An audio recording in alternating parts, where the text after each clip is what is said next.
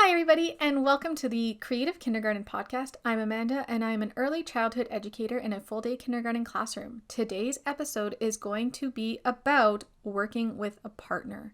So stay tuned and hear my tips and tricks on working with a teaching team.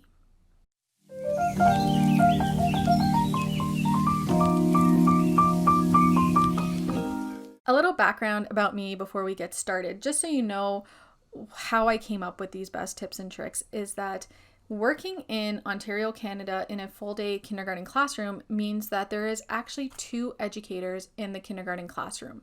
There is an early childhood educator, that's me, and a teacher who's also in the classroom at the same time. So you co-plan, you co-teach, everything is done as a teaching team. Over the past 5 years that I've worked in a full day kindergarten classroom, I've actually had 3 teaching partners, and each one of those teaching partners has been amazing to work with. I have learned so much, I've grown so much, I have changed my practice so much just being exposed to their ideas and their ways of thinking and doing things. It's been such an amazing experience, and one that I think that everybody should be a part of. One that you work as a collaborative team, and then you get to be inspired by all their amazing ideas and what they do in their classroom and in their practice.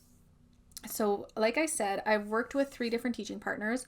None of the changes that have happened to my teaching partners have been a choice on my part. My first year in a full day kindergarten classroom, I had an amazing teaching partner, and at the end of the year we went down from 7 classes to 6, so I actually got surplused out of the school and was moved to a different school to work with. So that was my first teaching partner that I lost, and that was a really sad experience. I did not want to leave her. She was an amazing person, and we're still friends to this day. Then for the next 2 years, I worked with another teaching partner at this new school. Another amazing experience. She had so many great ideas, and I learned so much from working with her about play-based learning environments, about making the classroom the third teacher. She was just amazing all around. And then all the teaching teams switched at our school, so I had a new teaching partner the next year, and that was another amazing 2 years of learning and growth with this teaching partner. She has worked in kindergarten for I think 10 years. So she just was a wealth of information for kindergarten, and I was able to again learn so much from her. In this podcast, I really want to share with you some of my best tips and tricks for working in it as a team. This doesn't necessarily have to mean that it's a full day kindergarten team. It can be any kind of team environment that you have at your school. So maybe it's a kindergarten division team, maybe it's just a school-wide team, any kind of partnership that you have with another educator within your school environment. My first tip for you guys, I don't think it's going to be a shocker, but it is a super important one: communication. If you do not start the year off with a great line of communication with your partner, it's not going to work, or at least it's going to be a lot harder. So you want to make sure you have that open line of communication between you and your teaching partner right from the get-go. Start the year off with some great conversations, some great openings, just a great line of communication. Usually when somebody is opening up to you and opening that line of communication, they really want what's best for the students. They want what's best for the school environment.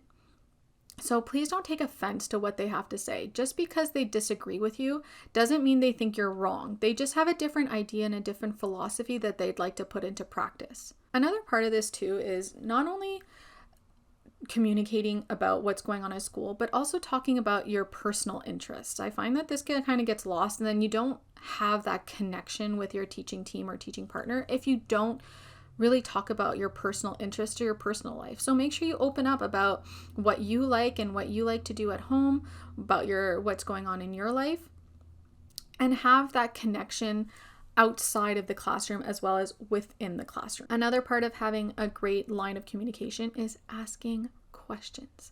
If you don't understand what they're trying to tell you, ask them. Clarify what they mean, because then you won't have miscommunications and misinterpretations of what the other person is trying to get at. I know this can be hard especially when you're first meeting somebody new, but just keep that line of communication open, get it started right from the beginning so that it just sets a great basis for your whole school year.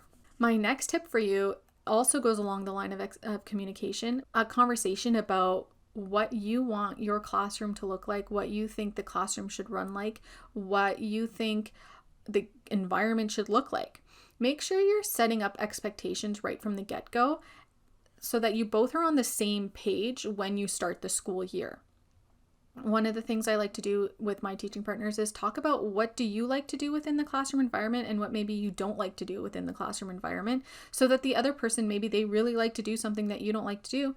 And that makes your life so much easier because they take that off your plate and you can take something off their plate. Have those conversations with your partner. Have regular check-ins throughout the school year to see how things are going, how they are managing the day-to-day, what they would like to change, if there's anything that they want to shake up within the classroom. Have that open line. Make sure that you're doing those check-ins.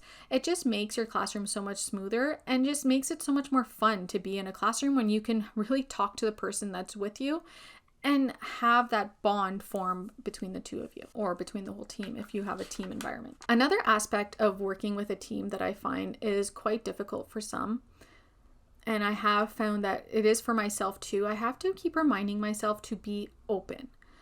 So your teaching team and your teaching partners are going to have new ideas, new suggestions, and want to make changes. And that's okay. Everybody has a different philosophy, a different teaching style, and that doesn't mean that yours is wrong or that theirs is wrong. Just everybody is different. So make sure you're staying open to what the changes they do want to do. Stay open to their new ideas and really check yourself. Don't have that initial gut reaction of, oh, they want to change something. Oh, that's a new idea. I don't think I like that. But really give it time to process and give it time to simmer. You can even tell them like, oh, that's a new idea. I've never thought of it that way. Let me think about how that would work for me. Just take a moment to really think about their ideas. They're putting themselves out there if they are suggesting something, and really be open to change. My last tip for you today is to meet them halfway. I find that I have a hard time with complete change. I know in my teaching experiences, I don't want to change everything all at once. I kind of want to do things a little bit at a time. And especially when you're working in kindergarten, it can be hard to make those big changes. But if you're working with a teaching partner who has a really big idea that they want to try, meet them halfway.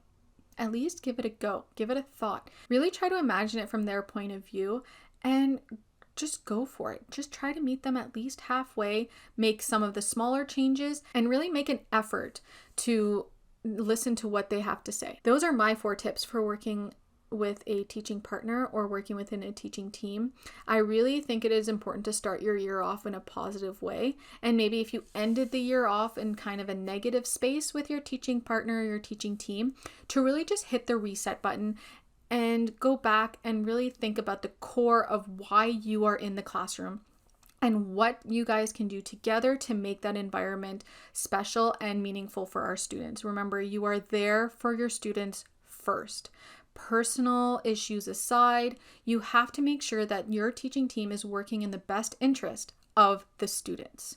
I hope you enjoyed this episode of the podcast.